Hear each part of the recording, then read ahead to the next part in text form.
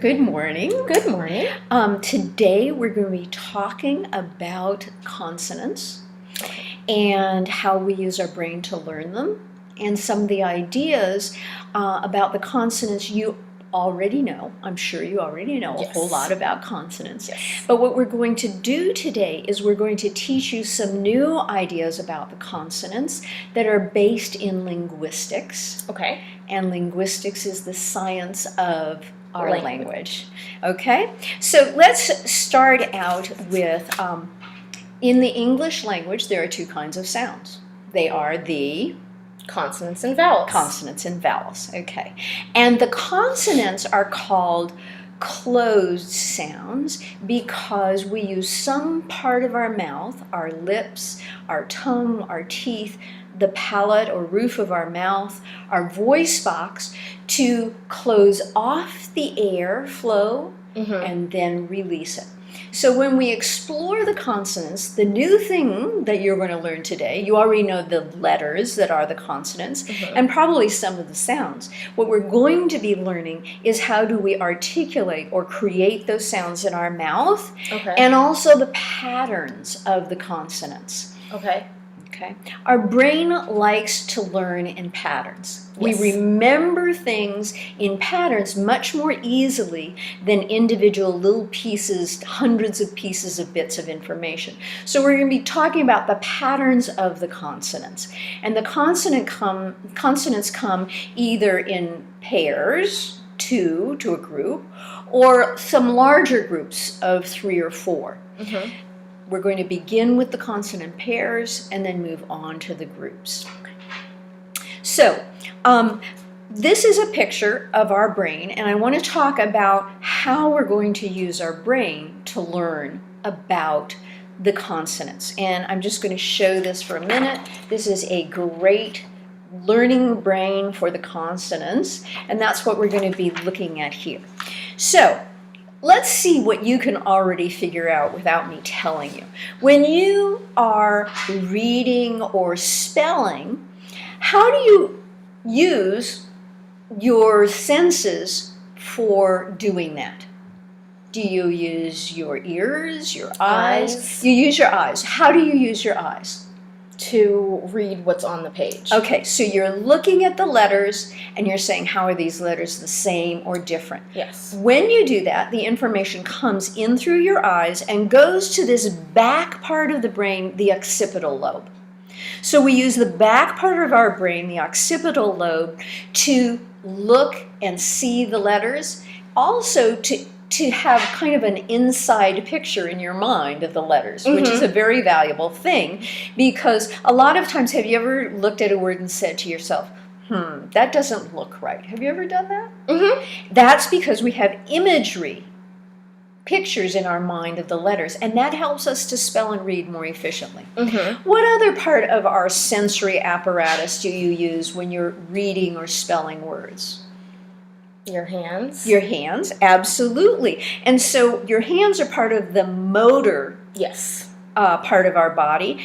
And the top of the brain, it's called the parietal lobe. See where this dark line is here that comes from the middle top of the brain going down? That is the parietal lobe. And just in front of it and behind it are two areas called the sensory strip and the motor strip. When you have a feeling, when you move your fingers or tap your toes, you know that you're doing that because the sensory strip of your brain is telling you that. When you tell your arm to lift, to raise your hand, or to throw a ball, or to eat, you're using the motor strip. And so when we do anything, we are using the sensory strip and the motor strip. Now, when we work with our consonants, and actually with our vowels in the LIPS program, we are engaging and paying attention to this motor strip strongly. Because, and this is kind of the difference between how you've learned your consonants before and how you're going to learn them here at the Kelter Center, we're going to focus on how we use our lips, tongue, jaw, air, voice box to create the sounds. Okay. So we're going to use our eyes, and we're going to use this sensory motor strip. Okay. Another part of our brain that is really important in learning the consonants is paying attention to the sounds. So we get information in through our ears, and it actually goes to the left side of our brain in the temporal lobe of the brain. And when we think about the sounds in words and also the meanings of the words, that is occurring in this temporal lobe of the brain. So when we are learning, we want to use as many parts of the brain as we can, and we're going to really integrate them. So we want the sounds in the temporal lobe and the meaning of the words in the temporal lobe. We want to look at what does the mouth look like, what do the letters look like in the occipital lobe. We want to pay attention to how we use our muscles and our mouth to create the letters. So this is a different way of learning the letters than you have ever done before. You probably looked at the letters, how they're shaped, and the sounds, but we're adding this new sensory motor mouth part, okay? So that's how we use our brain to learn the consonants a bit differently.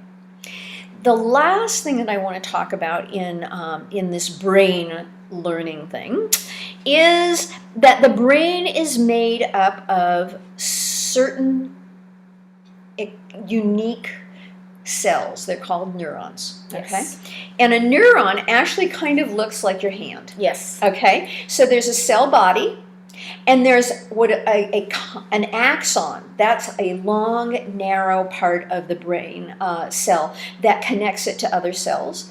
And then there's almost like roots, the dendrites.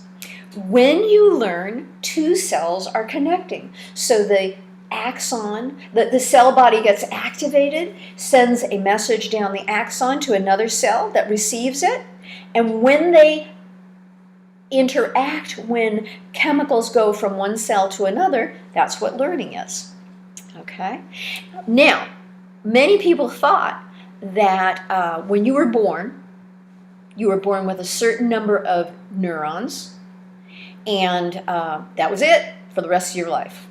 But what we now know is for our whole life, we can grow neurons and we can grow connections. The way that you grow those connections, though, is practicing something so that those cells connect repeatedly. The more times they connect, the stronger the connection. And literally, you're growing dendrites, connections from one cell to another.